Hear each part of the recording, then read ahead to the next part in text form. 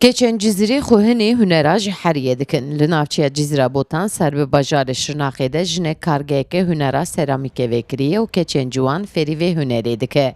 Mamosteya seramîkê di kargeha xwe de axê distirê duvrê dide berdestê xwendevanên xwe ku bila firaq û kel û pelên cur bi cur çê bikin.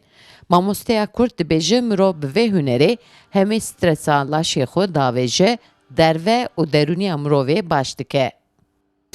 Seramik sanatı heri evlim ru şekli diye pişti şekli diye fırınoma haya fırınoma da 1005 derecede bet pişinine pişra neve sır Türkiye'm beşin biyoxi haya am ve biyokdakine taçı rank ve yani hayli taçıyor ve çoğu mesela yağlı boyake da tu duygu kaçıyor yansıtmış ki rango da seramik de aynı vale ya tu kape bu rango ifade etki.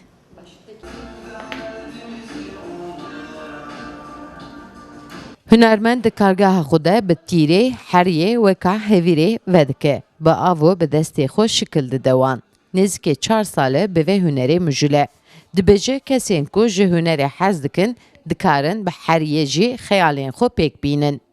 Ve de mesela yete ve de çi ve mesela hayal da çi habe ve çetkine mesela bebin fincan keçekim bebin molokada süske bozu keçekim bebin mesela heykel keçekine çi bebine rahik mesela işte dilexada daxın ve hariye da şekillendirmiş ki safe gelik ve mutluluk ki çünkü aynı hariş xwa aba murud istine sıkıntıya murud erde murud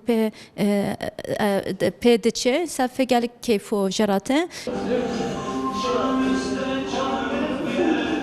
Di kargehê de dora heftê xwendevan xwe fêrî hunera seramîkê dikin. Giradên ku tên çêkirin, ewlê tên zûha kirin. Duvre di firnê de tê pijandin. Herî dawiyê jî bi boyaxan tên xemilandin. Sevda Kaplan, Kurdistan TV, Cizre Botan.